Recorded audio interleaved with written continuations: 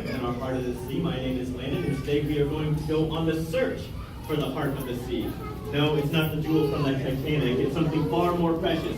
In just a moment, as you saw, we're going to be joined by one of our divers in that search. But before we begin, I would like to encourage everyone to take all of the photos that they want and all of the video that they want.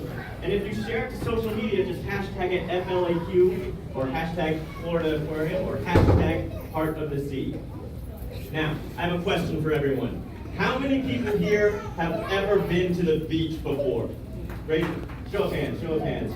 Wow, that's amazing. That's almost all of you. I never thought that people went to the beach, right? No, all of you have gone to the beach. That means that you are part of the ocean's ecosystem. This means that you affect the ocean's health, both for the better and for the worse. Now, this isn't just a one-way relationship. Can anybody think of something that the ocean gives us? What do we get from the ocean? Raise your hand if you have an idea. Yes, you right there. What's swimming in the water right now? Fish. What do you do with fish? You eat it, right? You get you get food from the ocean, right? I work here and I get hungry walking around. And we do encourage eating seafood, but sustainably. Can anybody think of anything else that we might get from the ocean? Water, of course. There are some populations that actually desalinate the water for drinking water or for agriculture. Now, did you know that scientists have also found many things in the ocean to derive medicine from? And also, who here likes to breathe? Anybody? Who likes to breathe? Who loves oxygen? Almost all of you love oxygen, all right? Did you know about 50% of the oxygen that we breathe comes from algae growing in the coral that grows where? In the ocean. So you could say that we're all connected to the oceans of the world. Speaking of being connected to the ocean, we're about to get connected to this ocean right here. Ah, there's Laura. How you doing, Laura? I'm doing great. We're getting ready to come down and check out those coral trees. You should be able to see us in the window here shortly and even on those monitors. Yeah, there's Laura. Can you wave, Laura? Say hi to the folks. There she is. So she's about to get in. What you're seeing right now is our elevator that helps our divers get into the habitat here to work with our animals or do some cleaning and maybe work on some of these structures in here. We also have another camera mounted on her helmet, but we'll show that in just a second. Now, y'all see this structure in here, right? This has been staring at you the entire day long. Does anybody have an idea what those things are? Right over here. It is coral. What are they hanging on? What do they kind of look like? Sticks. Yes. Well, they're coral trees, and they're one of the ways that we help to repopulate and rebuild the coral reefs around the world. You might see some of that right down there, some more of that story. And just in time, there is Laura in the water. Hello, everybody. And so just in time, let's see if our camera works. And we can see what Laura sees. There it is. Laura cam. Hey, Laura, can you tell us what you're looking at in there? Absolutely. So, we have many different species of animals in here with us today. We have tarpon right here. We got stingrays over there in the corner. We have eagle rays up here swimming around. Bonnethead shark right here. We have our loggerhead sea turtle right here. And I know there's a Goliath grouper around here somewhere. Somewhere. They're hiding. They're known to hide. Yes. What do you see out here? I see a lot of awesome people that have come to see the show. Yeah. Laura can see you if you take a look at the monitors. And there you are. You're on TV, folks. Hello. Thanks for coming, guys. Now, Laura, have you found the heart of the sea in there anywhere? I haven't yet. Let's keep looking, though, shall we? Yes, of course. Now, Laura, we have a very important job here at the Florida Aquarium. Can you tell us a little bit more about our work and these coral trees here? Absolutely. So our work here, this is an example of how the Florida Aquarium grows elkhorn coral. And why the coral growth is so important and the replenishment of coral is so important is because it provides a safe environment for many different types of species. Mm-hmm. But unfortunately, a lot of our coral is not doing well these days, are they? No, it's not. We actually have some video of some healthy coral right here. That's what a healthy coral reef should look like. I mean, look at all of the colors, right? Isn't it beautiful? Yeah, it's beautiful. Now, I know coral might look like a plant or a rock, but it's really a bunch of tiny animals called polyps living together as one structure. Now, when this coral gets sick or catches a disease, the algae that lives in these corals, which gives the coral its color, goes away and they turn almost white like this coral. That's right.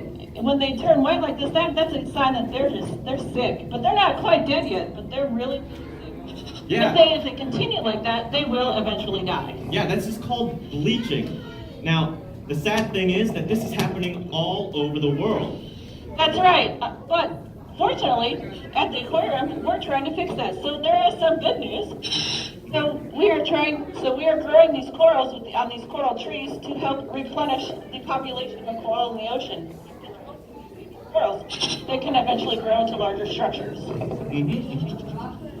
Now, I know we all can't plant coral trees in our daily lives, right? You're not out in the water planting coral trees, are you? No, unfortunately not. But there are plenty of things that we can do in our daily lives to help these corals. One of the things that is most detrimental to coral reefs is climate change. Dun, dun, dun. I know, it's one of those hot topic button issues here. Now, aiding in climate change is the waste of energy. Can anybody think of a way that you can save electricity in your home? Your parents may yell at you all the time for this. Turning off the lights. How many people's parents have told them to turn off the lights when you leave the room? Most everybody, right? I'm even looking at all the generations in here. I'm betting your parents told you to turn off the lights when you left the room, right? Now, wasting water is also a big reason as to why our corals are suffering. Can anybody think of a way that we can save water? Oh, you're the one with all the answers. Turning off the water, especially when you're brushing your teeth, doing dishes, maybe even going as far as getting a low-flow toilet. You don't need that much water to flush stuff down, right? All right. That's not the only ways. There are plenty of other ways that we can help our oceans. Eating sustainable seafood. Yes, we actually encourage that. Check out the Seafood Watch app. Aiding in a beach cleanup. Keep the trash out of the water. Clean it up. Refusing the one-time use plastics that you might get everywhere, especially those plastic bags. We sell gift bags and canvas bags in the gift shop. Ooh, how'd I work the gift shop in here? And if you want more details, just check out flaquarium.org. Yeah. Awesome. Well, it looks like our coral is growing just fine. Our analysis is ready to go, unless anybody has any questions for me today. All right. This is the best part. This is where you get to ask our diver questions. Do you have any questions that you might want to ask the diver? You got one. You lost it. You don't have any question for the diver. Oh, I got a question right there. Is the water cold, Laura? It is not cold at all. It's about mid-70s right now. Actually, probably. Plus the suit provides more thermal protection. It's probably warmer in the water right now than it is out of the water. Oh, no. Not anymore. Not anymore. Not anymore. We're getting warmer for sure. There's 263 again.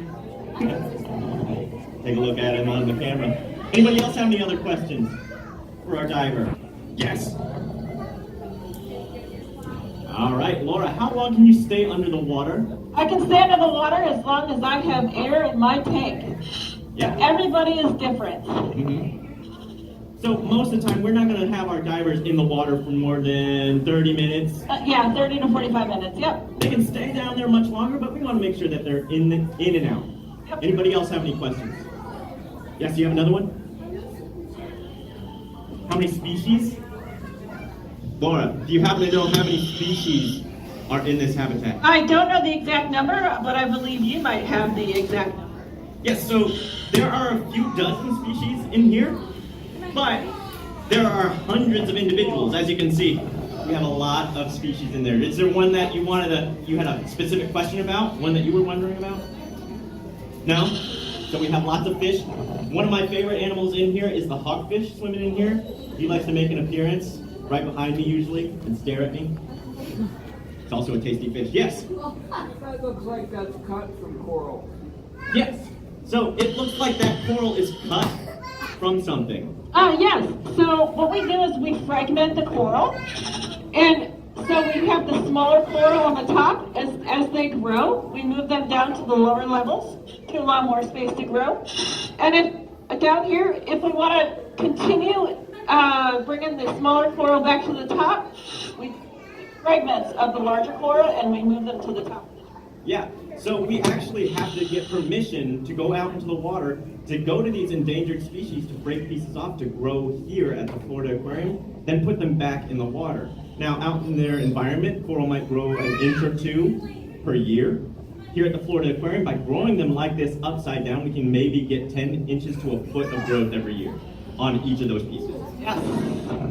All right, any final questions? Yes, did you come up with your question? Alright, so how tall does this coral have to grow in order to be released out? How large does the coral have to get before we can plant them back onto the coral? I'm not exactly sure the size, but I think the ones on the bottom here are pretty good size. So once Unless you have a... yeah, so about that. Once they get to the bottom, once they get large enough like that, maybe a foot, maybe two, we'll plant them back onto the coral reef by cementing them. You can see some of that example at the Corals Alive habitat in the back of the panoramic window habitat. Was there any reason why you put the smaller piece? Can I ask a question of the audience? One more question. Is there any reason why we put the smaller coral on the top? I don't know, honestly. All right, I have the answer. And that's because we want to make sure that the smaller coral gets most of the sunlight. Where the coral on the bottom, because of the algae, just like a houseplant is trying to find the sun, the coral on the bottom is already growing up toward the sun. We want to make sure that the smaller ones get all that. Just like you would trim your hedge at home, you'll want to make sure that it's larger, a little bit larger on the bottom than it is on the top so that all of the foliage gets light. All right, Laura, you had a question for our audience to wrap it up. I do. So this is our second largest habitat in the aquarium. The largest has 500,000 gallons of seawater. How many gallons of seawater do you think? Anybody have a guess? How many gallons are in this habitat?